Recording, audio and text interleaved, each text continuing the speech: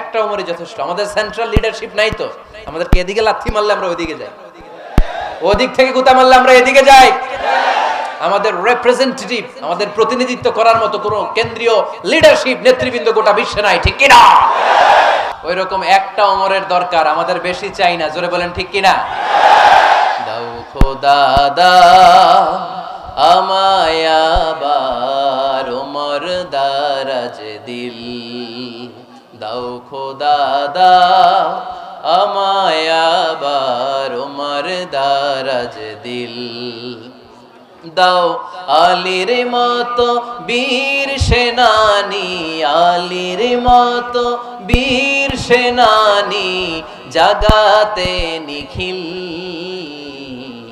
দাও খোদা দাও আমায় আবার ওমর দারাজ দিল। সুবহানাল্লাহ পড়েন।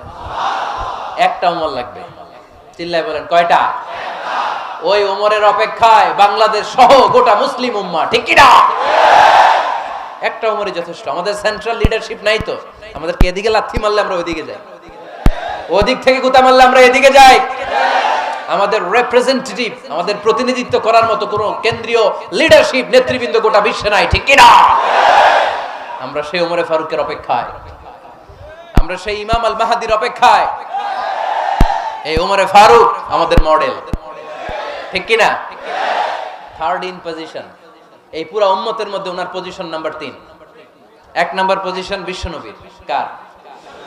2 নাম্বার পজিশন কার? আবু বকর। 3 নাম্বার পজিশন কার?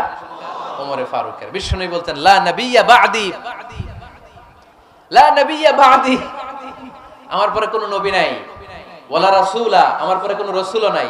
আমার নবীর পরে আর কোনো নবী আছে? আমার নবীর পরে আর কোনো রাসূল আছে? এই যে কাদিয়ানি যে একটা সম্প্রদায় আছে, এরা কি মুসলিম নাকি অমুসলিম? মুসলিম সম্প্রদায়ের সাথে এদের কোনো সম্পর্ক নাই, চিল্লা বলেন ঠিক কিনা?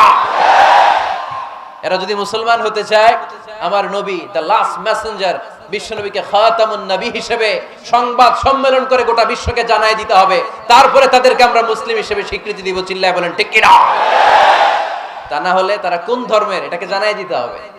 No inferiority complex, no identity crisis. Identity ক্রাইসিসে থাকা যাবে না। আপনারা কোন ধর্মের এটা জানায় দেন। আপনারা বিশ্বনবীরও শেষ নবী মানবেন না, আবার মুসলিম বলেও নিজেদেরকে ট্যাগ লাগাতে চাইবেন। সাধারণ মুসলমানরা এটা এই ধোঁকাবাজি মানে না, চিল্লায় বলেন ঠিক কিনা?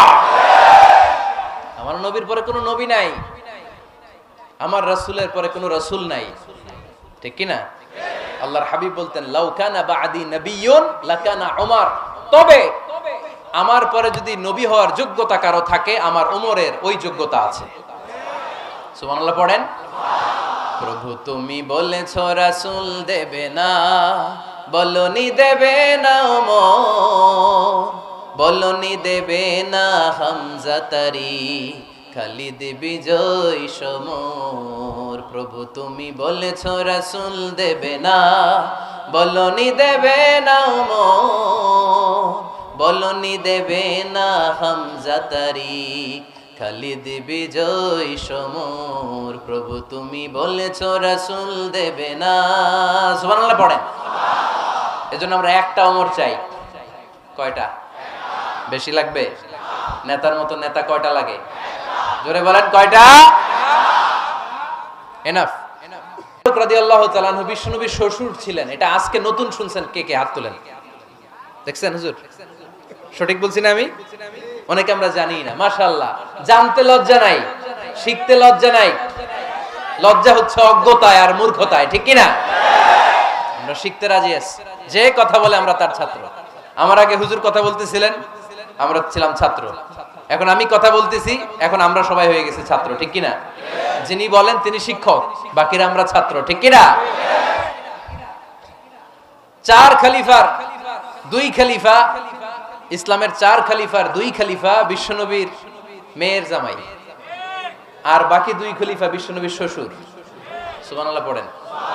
সাইয়েদনা আলী রাদিয়াল্লাহু তাআলা আনহু, সাইয়েদনা উসমান যুন নূরাইন বিশ্বনবীর মেয়ের জামাই। উসমান রাদিয়াল্লাহু তাআলা আনহুর কাছে বিশ্বনবী 2 মেয়েকে বিয়ে দিয়েছিলেন। একজন মারা যাওয়ার পরে আরেকজন। বিশ্বনবী বলেছেন এরপরে আরেকটা থাকলে ওইটারও বিয়ে দিতাম। সুবহানাল্লাহ পড়বেন না? 2 জন ছিল মেয়ের জামাই আর 2 জন ছিল শ্বশুর। সাইয়েদনা আবু বকর শ্বশুর, বিশ্বনবীর স্ত্রী আম্মাজান আয়েশা রাদিয়াল্লাহু তাআলা আনহার বাবা, বিশ্বনবীর স্ত্রী আম্মাজান হাফসা রাদিয়াল্লাহু তাআলা আনহার বাবা ছিল সাইয়েদনা ওমর ফারুক। চিল্লায় পড়েন আল্লাহু আকবার। জানো তো পজিশন না, সাইয়্যিদু কুহুলিল জান্নাহ, জান্নাতে যত নারীরা যাবে নারীদের সর্দারিনী হবে সাইয়্যিদাতুনা ফাতেমা রাদিয়াল্লাহু তাআলা আনহা। এই ফরিদপুরের যত ইয়াং স্টাররা তোমরা যারা জান্নাতে যাবে তোমাদের লিডার হবে সাইয়েদনা হাসান আর হুসাইন রাদিয়াল্লাহু তাআলা আনহুমা। আর বয়স্ক মুরব্বীরা যারা জান্নাতে ঢুকবেন আপনাদের লিডার হবে সাইয়েদনা আবু বকর আর সাইয়েদনা ওমর ফারুক রাদিয়াল্লাহু তাআলা আনহু। সুবহানাল্লাহ পড়তে পারলেন না? ওমর ফারুক এটা সাধারণ কোনো ক্যারেক্টারিস্টিক্স নয়, ওনাকে আল্লাহ তাআলা নলেজও দিয়েছেন আবার দিনদারিও দিয়েছেন।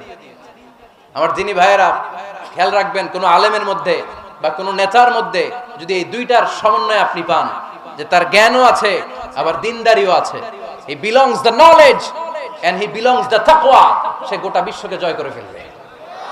ঠিক কি না? যার মধ্যে জ্ঞান আছে, যার মধ্যে তাকওয়া আছে, তারে কেউ থামায় রাখতে পারে? ওমর ফারুককে এই দুই নেয়ামত দিয়ে ধন্য করেছে কে? সহিহ বুখারীর বর্ণনা, বিশ্বনবী সাহাবীদের সামনে একটা স্বপ্নের কথা বলছেন। বিশ্বনবী বললেন, আমি স্বপ্নে দেখলাম আমার আঙ্গুলের ফাঁকা থেকে দুধ বের হচ্ছে, আমি তৃপ্তি সহকারে দুধ খেলাম। খাওয়ার পরে দেখলাম আঙ্গুলের মধ্যে একটু দুধ লেগে আছে। আমার আঙ্গুলে অতিরিক্ত লেগে থাকা দুধটা আমি ওমরে ফারুকের মুখের মধ্যে লাগিয়ে দিলাম। সাহাবারা বললেন, ইয়া রাসূলুল্লাহ, ইয়া হাবিবাল্লাহ, মাযা আওয়ালতা বিহি, এই স্বপ্নের আপনি কি ব্যাখ্যা করলেন, আমরা তো বুঝলাম না।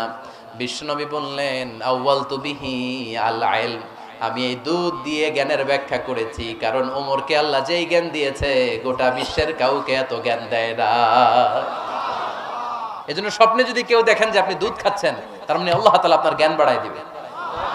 ওমর ফারুককে দুধ খেয়ে অতিরিক্ত দুধের অংশটা বিশ্বনবী আবু বকর রাদিয়াল্লাহু তাআলা আনহুর মুখে দেন নাই, সাইয়েদনা উসমানের মুখে দেন নাই, আলী রাদিয়াল্লাহু তাআলা আনহুর মুখে দেন নাই। স্বপ্নে ওই অতিরিক্ত লেগে থাকা দুধটা বিশ্বনবী ওমর ফারুকের ঠোঁটের মধ্যে লাগিয়ে দিয়েছেন। এই হাদিস থেকে প্রমাণ হয় আল্লাহ তাআলা জ্ঞানের নেয়ামতে সাইয়েদনা ওমর ফারুককে ধন্য করেছেন। আবার বুখারীর বর্ণনা, বিশ্বনবী সাল্লাল্লাহু আলাইহি ওয়াসাল্লাম আরেকটা স্বপ্নের বর্ণনা দিচ্ছেন। তিনি বললেন, তোমাদের সবাইকে স্বপ্নে আমার সামনে দাঁড় করানো হলো। আমি দেখলাম তোমাদের কারো জুব্বা নাভি পর্যন্ত, কারো জুব্বা হাঁটু পর্যন্ত, কারো জুব্বা টাকনু পর্যন্ত। ওমরে ফারুককে যখন স্বপ্নে আমার সামনে দাঁড় করিয়ে দেয়া হলো, আমি দেখলাম ওমরের জুব্বা এত লম্বা, ওমর টেনে হিচড়ে তার জুব্বা নিয়ে সামনে হেঁটে যাচ্ছে। সাহাবারা বললেন, ফামাযা আওয়ালতা বিহি ইয়া রাসূলুল্লাহ, ও আল্লাহর রাসূল, এই স্বপ্ন দিয়ে আপনি কি বোঝাতে চাইলেন, আমরা কিছু বুঝলাম না।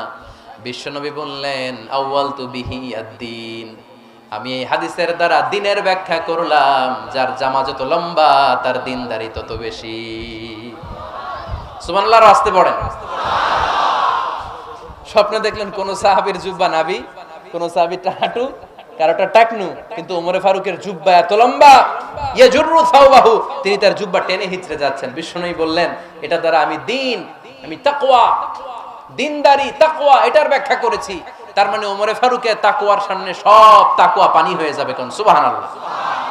আল্লাহ তাআলা সাইয়েদনা ওমর ফারুককে দ্বীনের জ্ঞান দিয়েছেন, তাকওয়া দিয়েছেন। যুবক ভাইরা, যাকে আল্লাহ তাআলা দ্বীনের জ্ঞান দেয়, যাকে আল্লাহ তাআলা তাকওয়ার এই গুণ দিয়ে সমৃদ্ধ করে, তার জন্য গোটা বিশ্বের সব দরজাগুলোকে ওপেন করে দেয় কে? কত বড় মুত্তাকি ছিলেন সাইয়েদনা ওমর ফারুক। মদিনার সমাজে কয়জন মুনাফিক ছিল বিশ্বনবী ছাড়া কেউ বলতে পারতেন না। বিশ্বনবী কোন সাহাবীকে মুনাফিকদের লিস্ট দিয়ে যান নাই, একজন সাহাবী ছাড়া। দেখি কেউ বলতে পারেন কিনা ওই সাহাবীর নাম? কি নাম? হুযায়ফা ইবনুল ইয়ামান রাদিয়াল্লাহু তাআলা আনহু। উনাকে বলা হতো সাহিবু সিররি রাসূলিল্লাহ, আল্লাহ রাসূল সাল্লাল্লাহু আলাইহি ওয়াসাল্লামের গোপন তথ্যের ধারক বাহক। সুবহানাল্লাহ পড়বেন না? বিশ্বনবী ইন্তেকালের আগে মদিনার সমাজে মোট কয়জন মুনাফিক আছে এই তথ্য আবু বকরকে বলেন নাই, ওমর রাদিয়াল্লাহু তাআলা আনহুকে বলেন নাই, উসমান রাদিয়াল্লাহু তাআলা আনহু, আলী রাদিয়াল্লাহু তাআলা আনহু, আশারাতুল মুবাশশিরিনা বিল জান্নাহ কোন সাহাবীকে বলেন নাই। শুধুমাত্র কেবলমাত্র একমাত্র হুযায়ফা ইবনুল ইয়ামান রাদিয়াল্লাহু তাআলা আনহুর কাছে মুনাফিকদের লিস্টে বিশ্বনবী দিয়ে গিয়েছেন। সুবহানাল্লাহ পড়েন। মদিনায় কারা কারা মুনাফিক কেউ জানতো না, হুযায়ফা ছাড়া।